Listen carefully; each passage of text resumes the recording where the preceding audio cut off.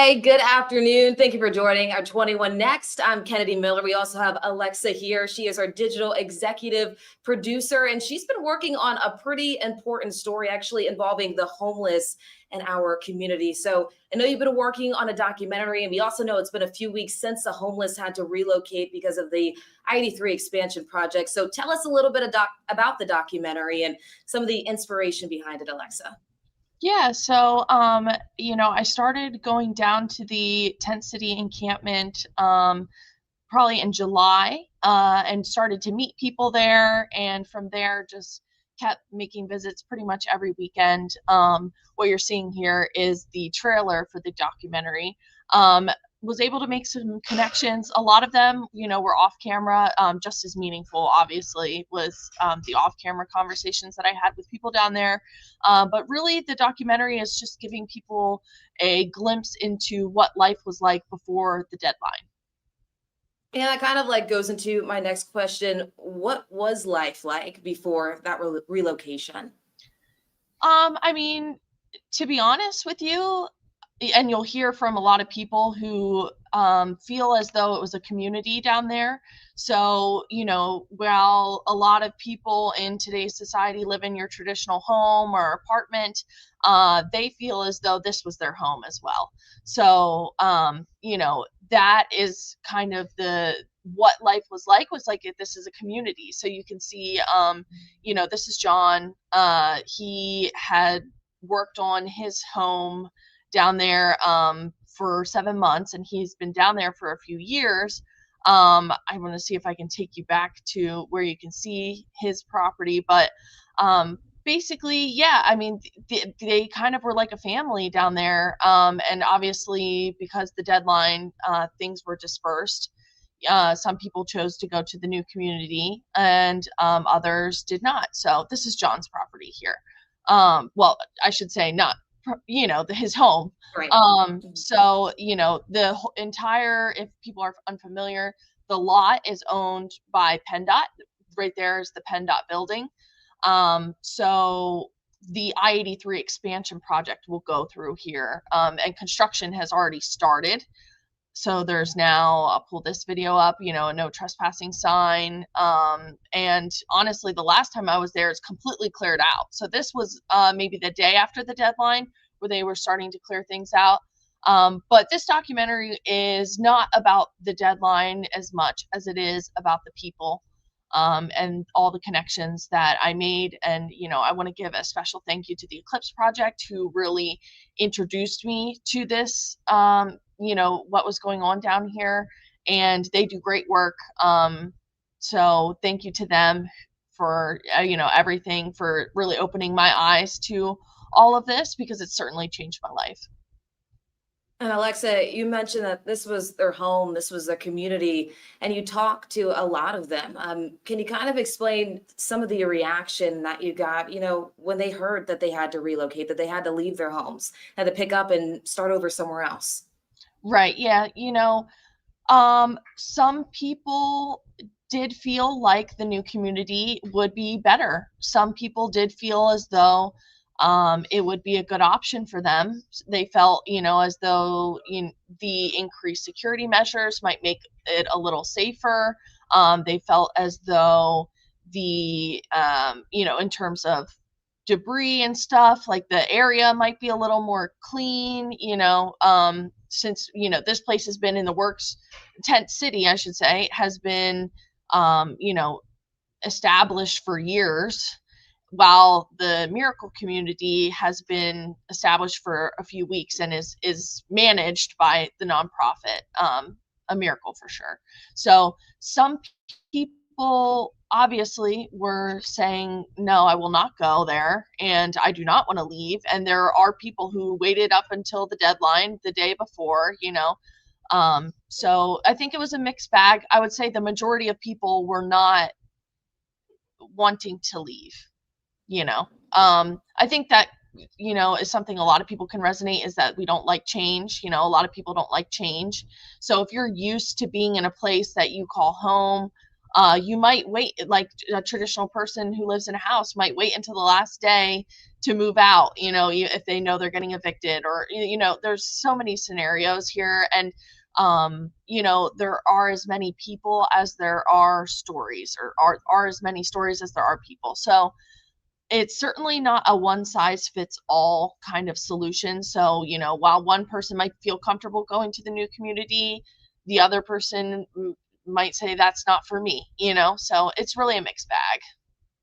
Alexa, you also spoke to a lot of different people. You've been working on this project for a while now. Is there a story or a moment that stuck out to you the most throughout this entire experience? Um, it's kind of the culmination of all of them, like it's hard to say one in particular. John, I definitely talked to the most. And John, he spent a lot of time, and he had a very elaborate home. So, getting to know him was very much a privilege for me. He really opened his home and his life to me, and talked to me about the passing of his wife, all of those types of things. There is a woman in the documentary that she wanted to remain anonymous. She also has a very compelling story. She gave birth in one of these tents. She went into labor with her son in one of these tents. So it has changed my life, like I said, in so many ways.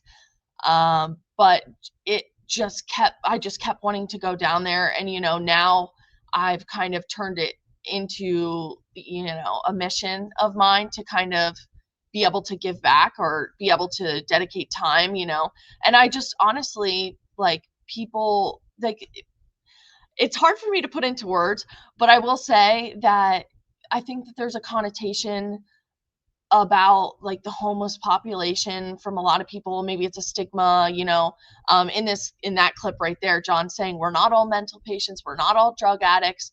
But I think they're all deserving of compassion regardless, and that's the approach I try to take in everyday life, whether I'm talking to somebody who has a traditional home or not. So I think that the connotation, these are just people. They have stories. A lot of them have trauma. A lot of them have families.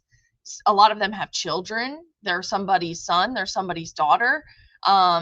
So, it's very, not only from a news perspective is it interesting to kind of hear about their lives, but just from a humanitarian, aspect too. It's like, their stories, John, especially too, all of the things that have led him up until this point, and you'll hear more about that in the documentary. So, yeah. Right. Looking forward to that. I know it's also a 27-minute documentary. I mean, how long does it take to put something like this all together? How long have you been working on this? Uh, Started filming in July. The editing process, I'm so grateful to Katie Brader, who helped edit this, and all the other folks who helped me shoot. I had I made quite a few trips down there, maybe 6 or 7, or I honestly lost count. But it took, yeah, till July, till now, to get it across the line. So we're very excited. I think that this is a perspective that a lot of people have been unable to see in terms of this story. When it all happened, we covered the PennDOT side of things, and all of everything that went into the deadline. And while we did a couple day turn newspeak stories about this process and the encampment and all of that, this is the first time you're able to really hear from multiple people who live there and really, like, go inside with me. So yeah, a lot of, I mean, I guess July, August, September, 4 months of work into this. And honestly, it's 28 minutes, and it was 43, and it could have been 3 hours long if it was Great. up to me. It was just all so fascinating to me, and just resonated with me, and I just wanted it to resonate with the people watching it in the same way. um, you know hopefully it just kind of gives everybody some insight as to what life was like. And I just want everybody to know too, like, life isn't like this down here anymore. If you've driven past recently, it's all cleared out. So it's kind of surreal for me going back there to see, after spending so much time down there, to see it all cleared out. So yeah. And is there anything that you hope people, learn most about this documentary? After watching it, what are you hoping that they take away once they finish watching the documentary? Yeah, I just hope that people kind of meet it with an open heart. I hope that people take the time to be a little understanding that these are people just like you and me. Are they perfect? No, I'm not either. I don't think anybody is. Everybody has their struggles. So I think that I would just hope that everybody kind of is able to get the perspective that maybe they were missing throughout all the coverage when all of this happened. And it's easy to drive by and maybe when all this was happening and say like, oh, look at all the trash, or look at all the debris. And I always say too, like, you can go down the street and there's a house filled with all those things. It's just out for you to see it. So maybe it will kind of change people's perspective and maybe kind of diminish the stigma. That's all I can hope for. At the end of the day, this is just their side of it. And as a news organization, we have to cover all sides of a story. And we just wanted to put some time into this side, to be able to really put everything together and do it justice. So. Right. Well, we appreciate you and everyone's hard work with making this documentary honestly come to life. Again, you can watch the full documentary on our YouTube page. That's at 3:00 this afternoon, right? Yes, ma'am. And I was just going to share my screen so you can see the premiere. So, and you can also watch the full trailer. I was showing some clips here, but this is the premiere. It says 2 hours, which is crazy because I've been watching it count down. So, yeah, 3:00 today. And we appreciate everybody who watched or is going to watch. And yeah, thank you for having me, Kennedy. Yeah, no problem. Thank you for joining us, Alexa. Again, that's 3:00 today on our YouTube channel. We'll see you back tonight. Thank you.